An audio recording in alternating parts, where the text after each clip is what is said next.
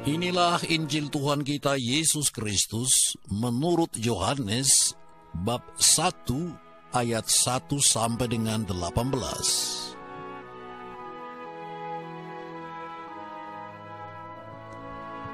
Pada mulanya adalah Firman.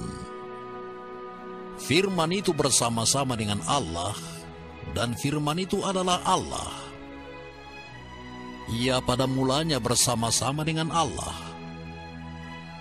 Segala sesuatu dijadikan oleh Dia, dan tanpa Dia tidak ada suatu pun yang telah jadi dari segala yang telah dijadikan.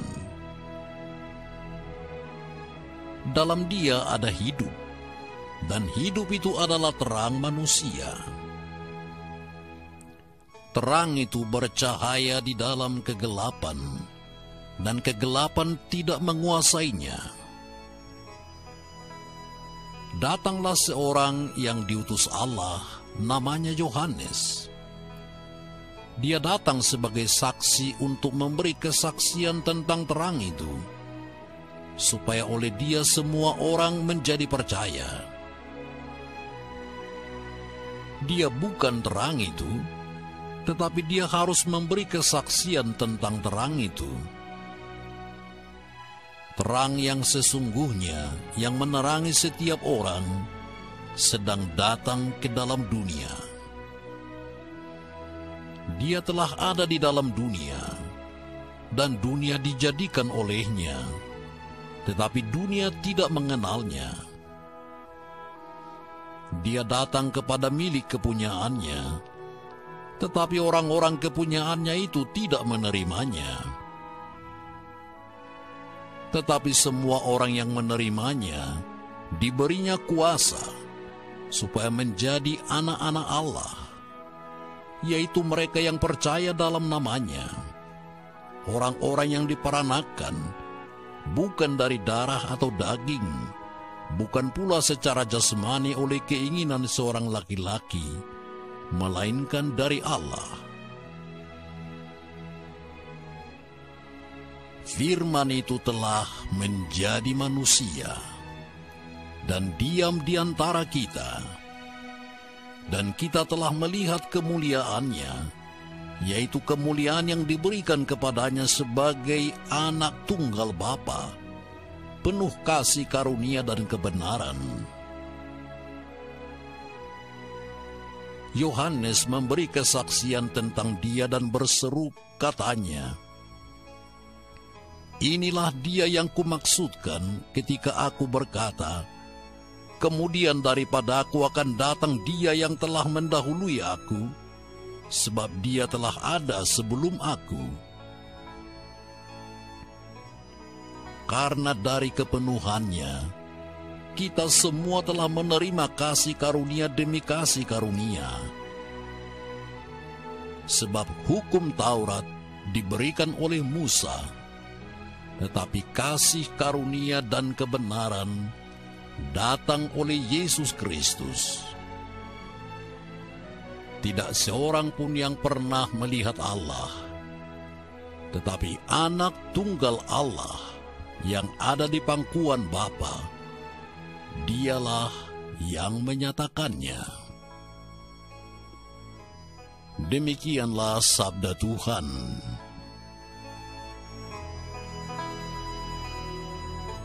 Ya Tuhan yang lahir pada hari ini, ya Yesus terpuji. Warta malaikat di Betlehem dengan jelas mengatakan, telah lahir bagimu juru selamat. Ternyata Dia lahir untuk menyelamatkan kita. Ternyata Allah begitu menghargai kemanusiaan kita, sampai Dia sendiri mau menjadi manusia hanya untuk menyelamatkannya. Ternyata Allah begitu mencintai manusia, sampai-sampai Dia mengambil tindakan yang tidak kepalang tanggung, menjadi sama dengan ciptaannya, demi penyelamatan ciptaannya itu. Itulah Allah yang rela turun dari tahta kemuliaannya menjadi hina hanya untuk mengangkat kita menjadi mulia. Itulah Allah yang rela menjadi bayi yang tak berdaya hanya untuk memberdayakan kita. Itulah Allah yang rela menjadi miskin demi memperkaya kita dan menaikkan mutu kemanusiaan kita. Sudah sekian lama bangsa kita Indonesia mengalami kemerosotan dalam banyak hal. Bahkan bagi banyak rakyat semakin menyengsarakan. Bangsa kita yang pernah diagung-agungkan karena kebudayaan dan peradabannya yang tinggi, ternyata dalam banyak hal tidak berbudaya dan beradab. Krisis budaya dan peradaban makin kental di antara bangsa kita. Suatu keadaban yang diwarnai rasa curiga, iri hati, perselisihan, dan balas dendam telah mengganggu hubungan antar warga. Bahkan kebebasan beragama dan beribadah menghadapi berbagai halangan karena melemahnya sikap tenggang rasa di antara kita. Bangsa kita yang pernah dibangga-banggakan karena Bhinneka Tunggal Ikanya ternyata makin tidak bersatu. Kita tidak bisa menutup mata bahwa bangsa kita masih mengalami berbagai persoalan. Kemiskinan sebagai akibat ketidakadilan masih menjadi persoalan sebagian besar bangsa kita, yang mengakibatkan juga sulitnya menanggulangi biaya-biaya pendidikan dan kesehatan. Kekerasan masih merupakan bahasa yang digemari guna menyelesaikan masalah relasi antar manusia. Kecenderungan penyeragaman ketimbang keanekaragaman masih merupakan pengalaman kita. Akibatnya kerukunan hidup, termasuk kerukunan antar umat beragama, tetap menjadi barang mahal. Korupsi bukannya dihapuskan, tetapi malah makin beranak pinak dan merasuki segala arus kehidupan kita.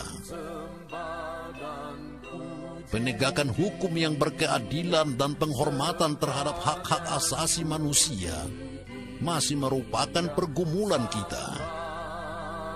Pencemaran dan perusakan lingkungan yang menyebabkan bencana alam yang belum pernah terjadi sebelumnya tetap mencemaskan kita. Mereka yang diberi kekuasaan dan sekaligus amanat untuk memimpin bangsa kita ini dengan benar dan adil, cenderung melupakan tugas-tugasnya itu.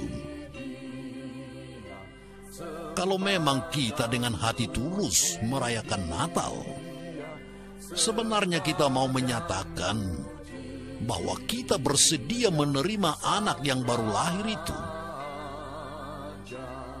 Dan bagi orang yang mau menerimanya, Injil Yohanes dengan tegas berkata, semua orang yang menerimanya diberinya kuasa supaya menjadi anak-anak Allah, yaitu mereka yang percaya dalam namanya. Bila kita menerimanya, kita bekerja sama dengan Allah untuk menyelamatkan kemanusiaan kita.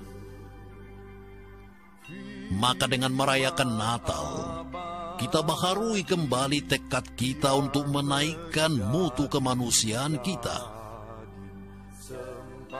Setiap orang Kristen dipanggil untuk mencintai kemanusiaan seperti Allah mencintainya.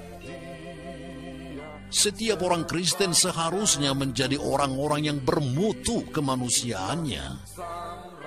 Sebab kalau kita sendiri tak bermutu, tak mungkin kita memperbaiki mutu bangsa kita.